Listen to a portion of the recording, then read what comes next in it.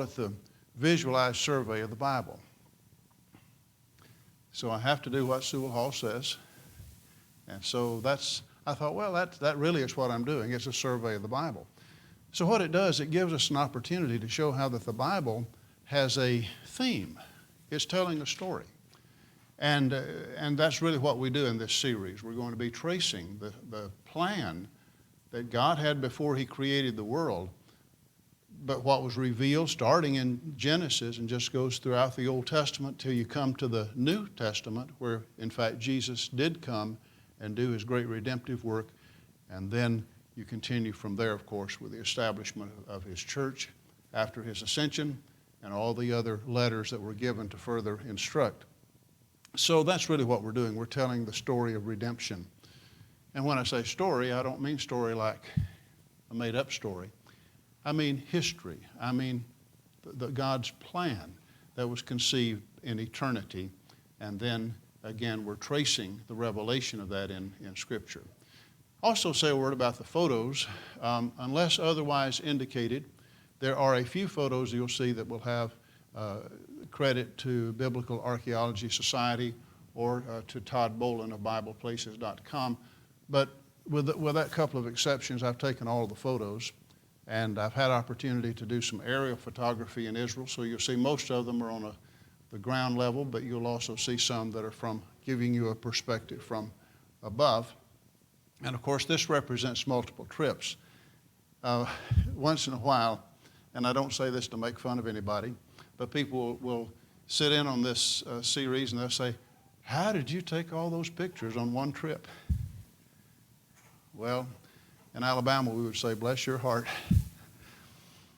But no, it represents a lot of trips. And as I say, I'm thankful for that. I've had wonderful opportunities and have tried to go to all the places of significance that I could that are mentioned in the Scripture. There are some places that one cannot go to that are a war zone, for example.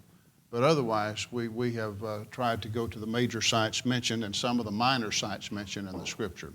What we're doing in this first lesson, though, this morning, this is really the background, the setting for the biblical world. When we talk about the biblical world, the geography where most of the things that we read about happen in Scripture, we're really just, as this sidebar shows, we're really just talking about a small part of the Eastern Hemisphere for the most part.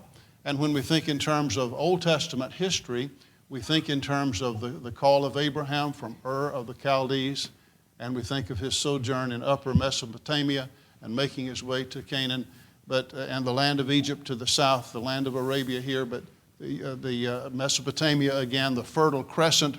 This is basically the world of the Old Testament, and to your upper left is the old Hittite Empire.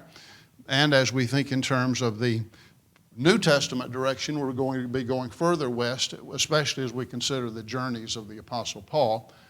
But here again, when you look at both the Old and New Testament world combined, it's still a small part of the earth's globe as far as that goes.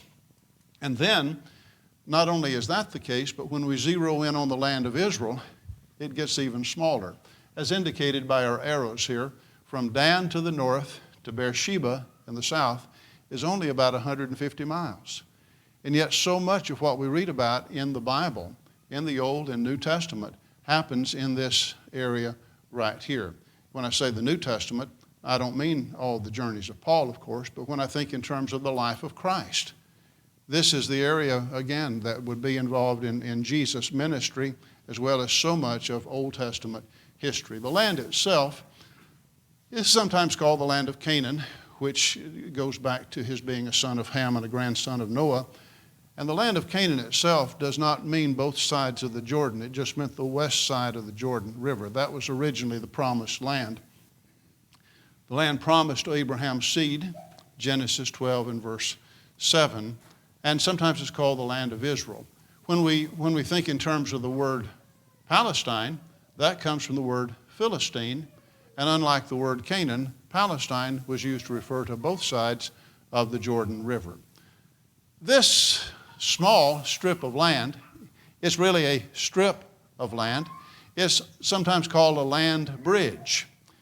And it's a land bridge because there's a sea of water, the Mediterranean on the west, and there's a sea of sand, the Arabian Desert on the east. And so it's a land bridge that connects three continents, the continents of Africa, Asia, and Europe. And so a very strategic location. And when we think in terms of Israel itself, it is defined by 4 longitudinal zones. You've got the coastal zone, which is wide at the bottom and narrows as you go toward Mount Carmel. You've got the central hill country, the second zone. And thirdly, you've got the Jordan Rift, the Jordan Valley. And that's actually part of the Syro-African Rift that's 4,000 miles long. And it starts in southeastern Turkey. It makes its way right down through the land of Israel. This is the lowest point in the rift and the lowest point on the face of the earth, 1,300 feet below sea level. But the rift goes all the way down to East Africa. So that's the Jordan Rift, again, part of the Great Rift. And then the 4th longitudinal zone is the Transjordan Plateau, the land of Moab in Old Testament times, and the land of the Ammonites, the land of Bashan. And today, all of this that you're looking at on this side is in Jordan. This is the nation of Jordan today. So these longitudinal zones, well, it would define where people could live, where they could grow crops, what kind of occupation you would have. And so it would be important in defining those sorts of things. And as you cross-section the land, just to get a feel for the land, as you go to the north, you see the highest point of elevation is right here at Mount Hermon. That's nearly 10,000 feet above sea level. But by the time you get to the Sea of Galilee, you're about 700 feet below sea level. Sea of Galilee, but not salt water, fresh water. It's a lake. And then the upper Jordan flows into it, and then the Jordan flows out of it and continues as the Jordan Valley widens. You can also see the hill country we mentioned, the coastal plain. This is very fertile then and now for growing crops. The Transjordan Plateau, and to the south, the Dead Sea, as we just mentioned. And as far as you went in Israel, this is Beersheba, the Negev, and again, to the east there, the mountains of Moab. So that gives you somewhat of a feel for that. It has been said that there's no place on the face of the earth for that distance, that 150 miles distance. There's no other place on earth that has that much variety as the land of Israel does. Let me show you what I mean. Here we are at Joppa. We're at sea level. Now let me tell you, I have to struggle. There's a battle going on within me, because you see, I see Joppa, and you know what I want to do? I want to tell you things that happened at Joppa. Boys and girls, do you remember when Jonah was told to go to Nineveh, the city of Assyria, and preach to the Ninevites? Do you remember that? Well, what he did was to go to this place right here. In fact, you can see some of the remains of the harbor right there where a ship would have been. And he went right to this spot, got on the ship, and went in the opposite direction. But see, I don't have time to tell you about that. And I'd like to tell you how that Solomon arranged with Hiram to get the cedars of Lebanon from the region of Tyre and Sidon. And they were floated down to this point in rafts, and then from here carried overland to Jerusalem, but we don't have time for that either.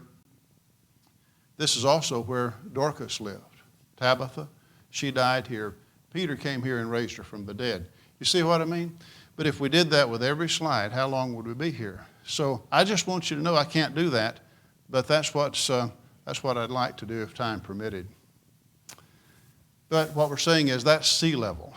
Now we go 35 miles inland. Remember I said the next country after the coastal zone was the hill country. So here we are. We're standing on the Mount of Olives. We're looking over at Jerusalem. So now we're 2,500 feet, 2,550 feet above sea level. But we keep going. We keep going east and a little bit north, and we've just gone 14 miles. And as we went down, you felt your ears popping because we're trying to acclimate, because We've gone down from 2,500 feet above sea level to Jericho, which is 800 feet below sea level, and we did that just in 14 miles. But here, as we look around, we see that still palm trees there. In Deuteronomy chapter 34 and verse 3, this is called the city of palm trees. So it's tropical. They grow all manner of stuff here. I mean, really everything. Nuts, citrus, bananas, everything, dates, everything is grown here. By the way, do you have trained eyes? You can look across in the distance, and you're seeing across the Jordan River. Those are the mountains of Moab right there, see? So that's about 6 miles away, but you've got good vision, and you want to have trained eyes to see stuff like that. We go to the south, though. Remember I said the Dead Sea was the lowest point on the face of the earth. This is the Dead Sea, 1,300 feet below sea level, and at the northern end, it goes down another 1,200 feet deep. Now, boys and girls, if you like to swim, this is an interesting place to go. And if you can't swim, it would be okay to go here because you can't sink. It is so buoyant. There's so many minerals in this water that it makes you float. And so people can just be floating, they can be reading, they can be drinking their Dr. Pepper or whatever they'd like to do, you see. That's at the Dead Sea. Let me show you one quick photo here. We're further back now from the Dead Sea. See the shimmer right here, the reflection? That's the water line. But one day I was there right after a rain, and I captured a rainbow in my photograph here. You don't see that often, a rainbow over the Dead Sea. That's a rare thing. But then we go to the north, and this is the Jordan River up north. And, it's just a shot of the river. I was in Israel in 2011 and posted this photo on my Facebook page, and it received more comments than anything I posted that year. People have an interest in the Jordan River. J.W. McGarvey, in his book of sermons, has one whole sermon on the Jordan River. Now, I've never done that yet, but he did a whole sermon on the Jordan River. And one of the points he made is, he said, the Jordan River is the most famous river in all the world. But not for the reasons that make other rivers famous. Other rivers are famous because they're so big and wide or long. And the Jordan River, if people haven't done their research and studied, they're kind of disappointed. It's like, that's not that big. Other rivers are famous because of great cities that are built on their banks. And Jordan does not have a single city of significance on its banks. Other rivers are famous because of their ability to be used for navigation and transporting cargo. And the Jordan is so circuitous and has rapids, and it's never been useful for navigation. So none of the reasons that make other rivers famous make this river the most famous river in all the world. This is the most famous river in the world, the Jordan River, because of the events that are mentioned in the Bible. Naaman dipped in the Jordan River 7 times, and on the 7th time came up and his leprosy was gone. Israel crossed the Jordan on dry land to receive the promised land. And even today we use that as a metaphor of crossing Jordan and entering the promised land. The concept of leaving this life and crossing over to be at home with God and to be at rest with Him. And of course Jesus was baptized in the Jordan River. John baptized in the Jordan. So this is the Jordan River, and by the way, this point is right where it flows south of the Sea of Galilee and continues its route. Here we are. You see, we're going north a little bit, and this is the Sea of Galilee. On a clear day, you can see forever. I'm on the western side. Does everybody have a good sense of directions? So we're on the western side, and we're looking across to the eastern side. Have you heard of the Golan Heights? You see, this would be the southern part of the Golan right here. So you're looking across. You can see completely across the sea. It's about 8 miles across, about 15 miles from north to south. On a clear day, you can see well. Remember where the swine possessed by demons ran down the steep part of the bank and into the sea and were drowned? And this is usually identified as that area where that happened. You see, that's on the Decapolis side. there. But the Sea of Galilee, this would have been a scene Jesus and his disciples would have seen over and over as they would rise early in the morning, see the sunrise, see fishermen just like this one who had fished all night, making their way to the harbors with the catch. We go a little further north. This is that point I said that was the highest point of elevation. This is Mount Hermon. And sometimes you can see it as you do here with a lot of snow on it. Sometimes you'll read that it's snow-capped the year round. That's not true. Mount Ararat is snow-capped the year round, but not Mount Hermon. But sometimes you'll see even late in the spring the snow there. Well, let me take you. Sometimes people say, what is your favorite thing to see in Israel? And I don't know that. It's kind of like Linda and I have 3 children. The middle one, by the way, is not married. He's single. But our oldest and our youngest are married with children. And we have 9 grandchildren. And sometimes when people say, what is your favorite place to see in Israel? It's kind of like asking which of your grandchildren is your favorite. I mean, we love them all. What do you mean? And there's so many places that are very special. But one of my favorite places is right up here at Mount Carmel, right up there. And there you go, right up there. And the reason is it's because you can just see so many things, places where things you read about in the Bible happen. So here's the view as you look down. It's still very fertile. You know, when I show pictures in the Judean desert, you know, a while ago we were talking about all the variety in the land, and I've just illustrated that. But in the desert of Judea, it's just rocks everywhere, you know. Much of the year, not any greenery. And people think, is that all there is to Israel? Just rocks everywhere and dry? Well, no, there's a lot of places that are very fertile. And the valley of Esdraelon that you're looking at here, it's very fertile. Let me show you, though, some specific places. You see this tree line right here? This is the Kishon River, and it flows like so into the Mediterranean Sea. Now, where we're standing at Mount Carmel, this is where, boys and girls, do you remember when Elijah said to the Baal prophets, well, you go first, and then I'll go, and I'll offer sacrifice. Whichever one accepts by fire, he is God. And the Baal prophets, of course, failed miserably. And then when the Lord answered by fire and consumed Elijah's sacrifice, and even the altar and stones, everything was licked up with the flames, the people shouted, the Lord, he is God. And Elijah, he seized the moment. He said, capture all these Baal prophets, let not one of them escape. And it says there in 1 Kings 18 that he took them down to the river, Kishon, and he slew them there. And so this is that spot that's mentioned in the Scripture. You can see that from Mount Carmel. Again, the very fertile plain. I'm just going to kind of go clockwise with you and show you a couple landmarks in the distance that have significance. For one thing, in the background here, you can see Mount Tabor. And where this is mentioned, for example, one of the places is Judges chapter 4 and 5, with a battle where the only female judge, Deborah, Barak led the forces against the Canaanites, and of course God gave Israel victory. That's in the days of the Judges. And that happened right there at the foothills of that mountain. But a little bit on this side, you can see another projecting point there, and that's where Nazareth is located. Do you remember in Luke chapter 4 that when Jesus spoke at the synagogue at Nazareth, that the people were offended at him to such an extent, they took him upon the brow of the hill upon which the city was built and were going to push him down to his death. But of course, he escaped because his hour had not yet come. But that's where Nazareth is located. All right, let's go a little bit more to our clockwise direction, looking across more to the east, directly east.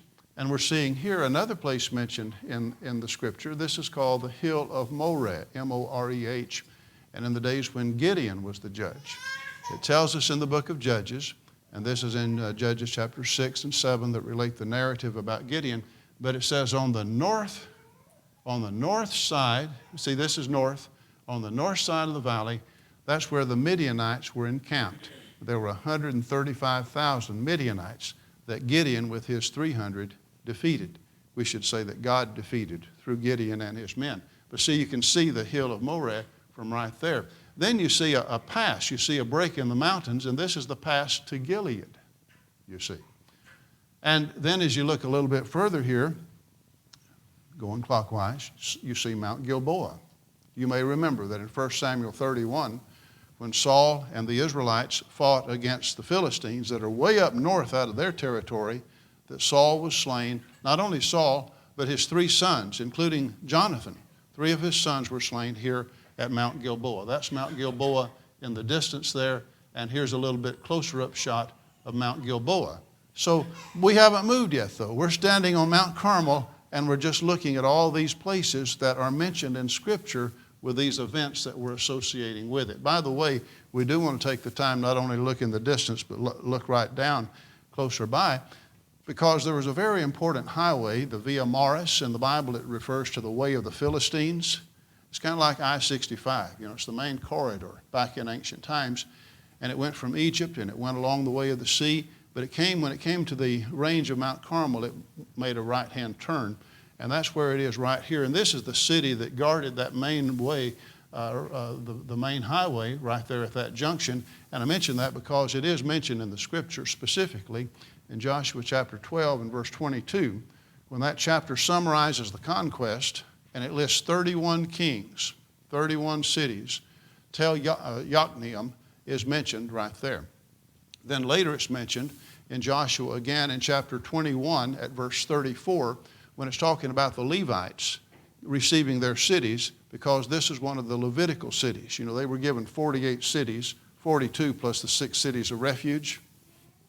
And this is one of the Levitical cities. So while we're there at Mount Carmel, we just kind of look down and we notice that too. But we keep making our clockwise turn here, and now we're seeing the hill country of Samaria. And it reminds us of how that in the days of Elijah, in the days of King Ahab, it reminds us of how that the Syrians, the Arameans, when they were defeated by Israel and they couldn't figure it out why this happened, they had a meeting of the generals and they said, "Oh, I know what it is." Somebody said, "It's because their God is a God of the hills." But if we do a battle this is 1 Kings 20 and following, but if we do have a battle with them down in the valley, we'll beat them. Well, God sent another prophet, said to Ahab, "Get your armies ready. There'll be another battle." And he said, "The Syrians will know that I'm the God of the valleys also." And so Israel was given a great victory. But do you see why the people would say, well, their God is the God of the hills?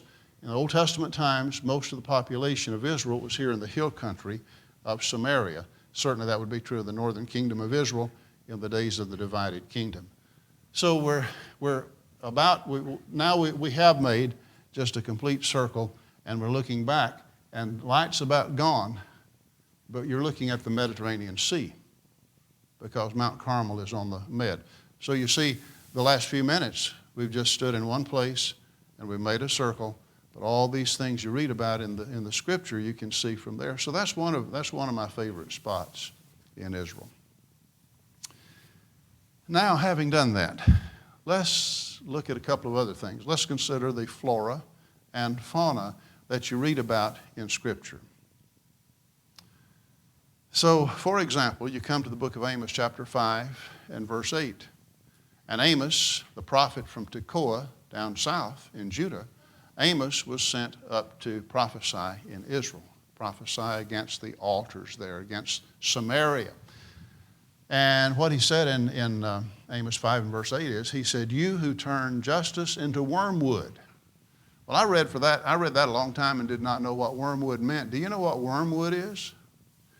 Well, wormwood is really this shrub that you're seeing here. And it just grows out in the wild, but it's very, very bitter. See, righteousness is something that we should delight in. Righteousness is something that we should desire. But he says, you've turned justice into wormwood, something that you don't want, something that's bitter to you, something that's distasteful. So that's a metaphor that Amos, the prophet, used. You read a lot about the acacia tree, the shittim tree. And this is one that I photographed in the Sinaitic Peninsula, just to orient you to that. And this is the tree from which the boards the kind of tree from which the boards of the tabernacle, for example, would have been hewn before they were overlaid with gold. But the acacia tree, this is what was available to them in the Sinai when the tabernacle was built. Also, you read in the Bible about the date tree. I mentioned Deborah a while ago. In Judges chapter 4 and verse 5, it mentions that she sat under a date tree and rendered justice as Israel came to her. And so the date tree, the date branches provide material for mats, baskets, and the fruit, of course, is good for food. I sometimes say that when I go to Israel, I have lots of dates.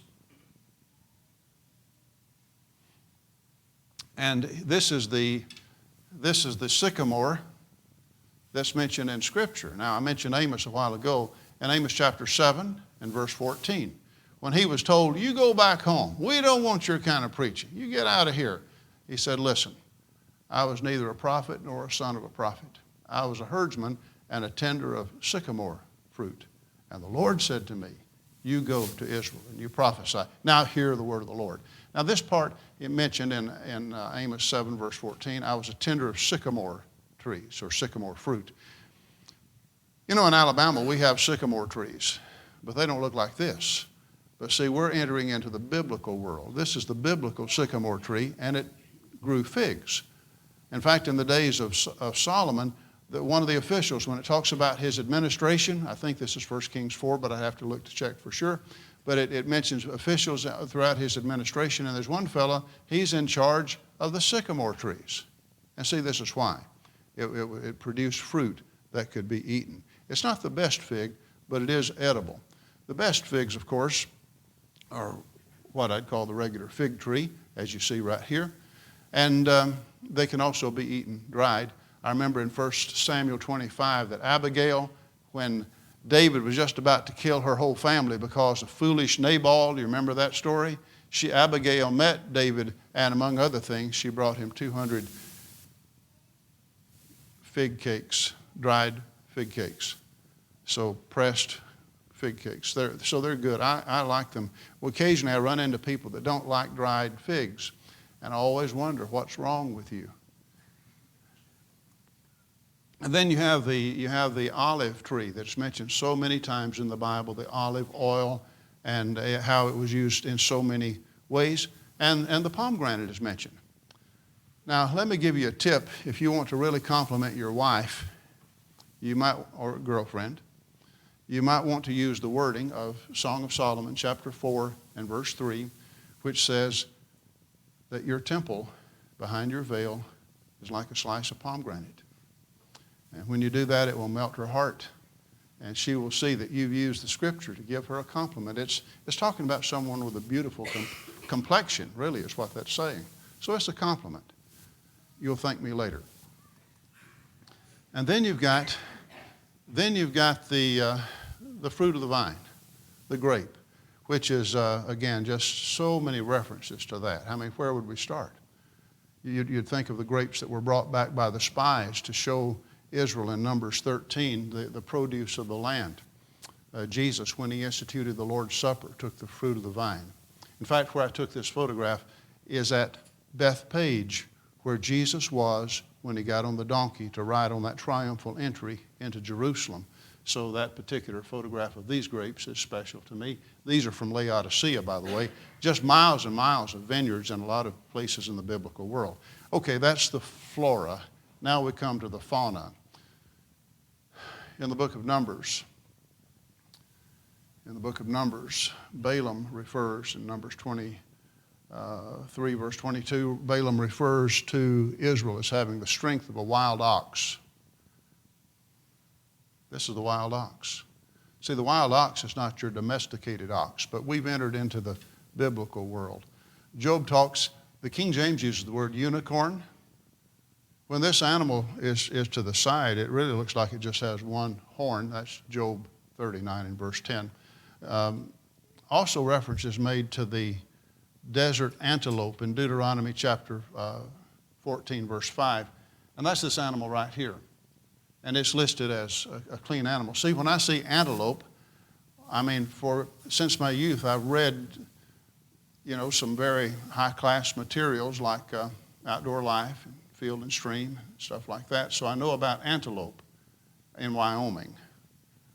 But when I read the Bible and it talks about antelope would be animals that you could eat, it's not talking about the pronghorn antelope, but it's talking about this animal right here.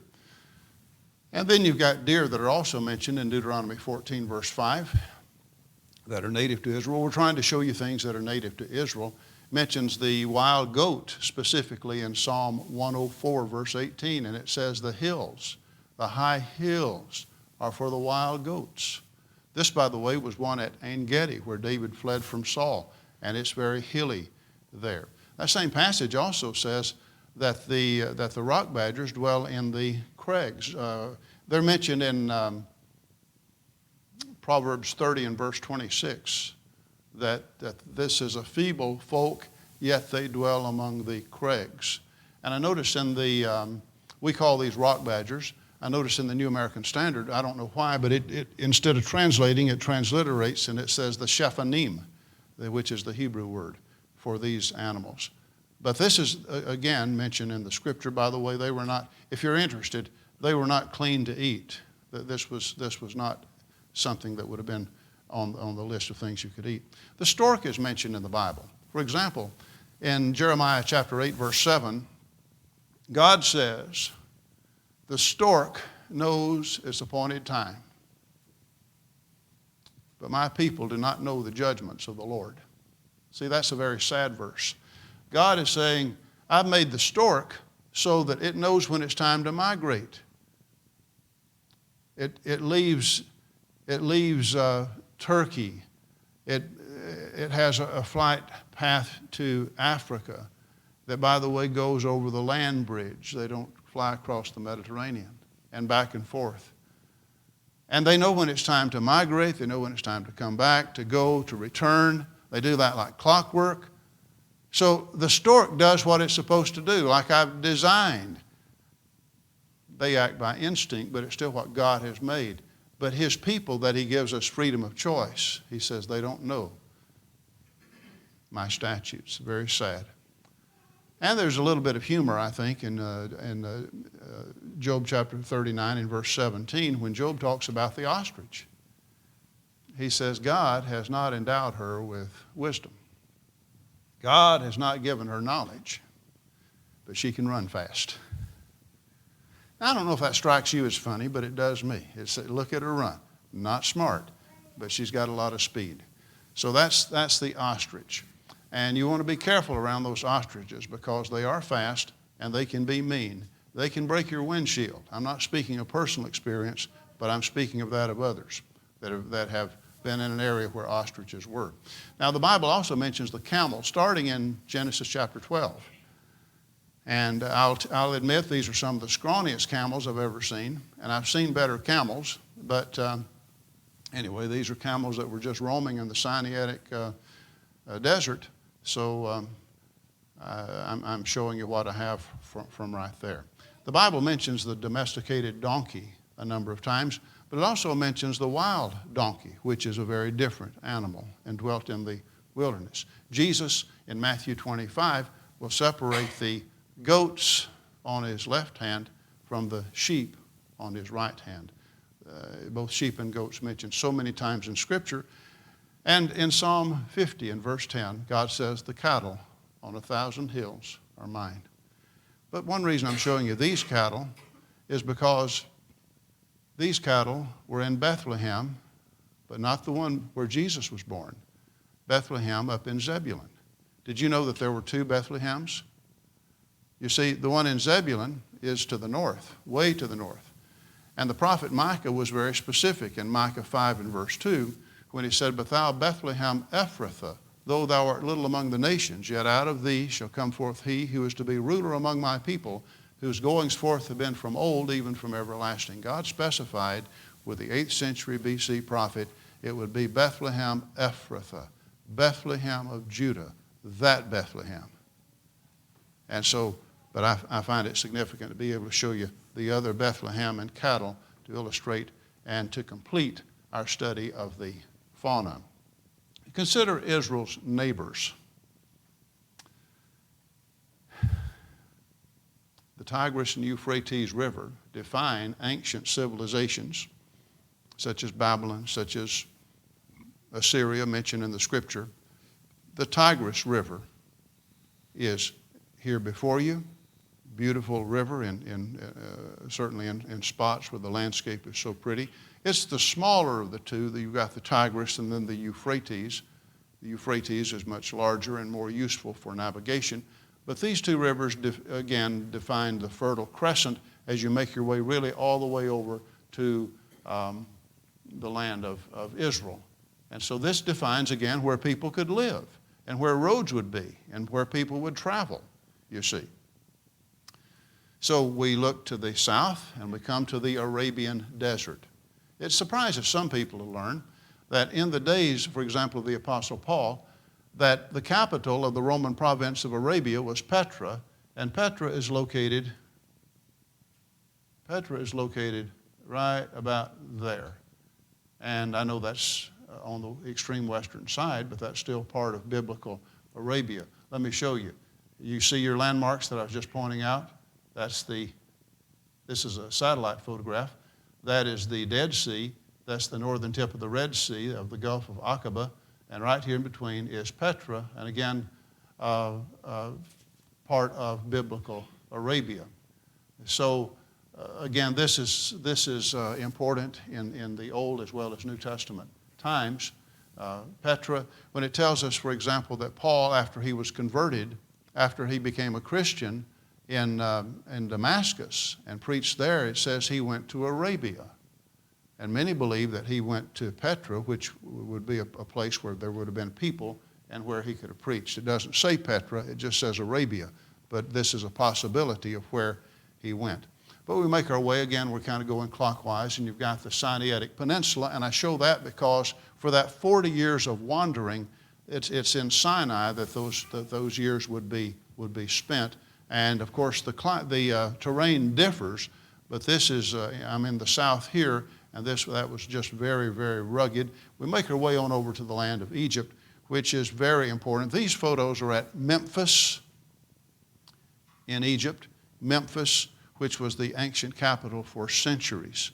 And so there's just a very little bit left, but this is where that is, at Memphis in Egypt. And nearby, you can see the pyramids. This is the oldest stone structure in the world, the Step Pyramid. And you can also see the two largest pyramids, the Great Pyramids at Giza. And again, we're in Egypt, and you can see behind the smaller of those two Great Pyramids, here's the Great Sphinx built by Pharaoh Khephren. And remember, boys and girls, the day with the 10 plagues, the first of the 10 plagues, do you remember that the Nile River was turned to blood? And when the Nile River turned, this is the Nile River, and when it turned to blood, all the fish died and nobody could drink from the river. Now we make our way to the north, and as I said in the beginning, this in Old Testament times is the ancient Hittite Empire, and a lot of biblical references are to the Hittites. The capital is right up here at Hattusha, and it's defined really by the Halys River as far as that area right there. This is the river, and this is Hattusha, and this is where the great temple was in ancient times. But as we look ahead to the days of the New Testament, again, we're looking at Israel's neighbors and the land round about. We think in terms of Paul saying that he had preached the gospel everywhere from Jerusalem to Illyricum, and he said, I'm ready to preach to those of you that are in Rome also. If time permitted, and Brad, do I have about 2 minutes left? Is that what I have? Okay. I would just say a word about one other aspect of the biblical world, and that is the pervasiveness of idolatry. Just everywhere you go, this is the storm god. See, it was thought that Baal controlled the rain, and this is why Elijah made that point of let's see who is the true God. It's also why there had been a famine for 3.5 years to show it wasn't Baal, it was God that controlled the rain. He's widely worshipped. This is Hathor in Egypt. This is the sacred bull. I'm just telling you, the biblical world was full of idolatry. This is Bes, the protector of expectant mothers in the mythology. And this is Horus, the falcon god, represented the deification of Pharaoh. For example, this is Khephren that built the Great Sphinx, and you'll see right on his left shoulder is Horus, again associated with Pharaoh as he became divine. One of the Colossi, well, the Colossi of Memnon, we're showing you one of the two statues there, that guarded the entrance to the Valley of the Kings. Again, he was worshipped as a god. And in Israel, at Hazor, this is where Baal worship took place. This has been identified as where cult worship occurred in Hazor to the north. And then at Dan, do you remember where Jeroboam made that place of idolatrous worship? We'll talk about that in another lesson. It was everywhere. Assos, mentioned in the book of Acts chapter 20, the temple of Athena there. The writing of the biblical world, in Old Testament times in particular, was in cuneiform script. This is one of the Tel Amarna tablets. This is the Gezer calendar, oldest Hebrew script. And this is where I'm going to close, because this is the oldest fragment of Scripture. This is what it looked like when it was found, before it was opened up. It was found in Jerusalem in this tomb right here, and it was an amulet that was worn about somebody's neck, and when it was unrolled, the silver amulet contained the priestly prayer of Numbers 6, 24 through 26. The Lord bless you and keep you. The Lord make his face to shine upon you and be gracious to you. The Lord lift up his countenance upon you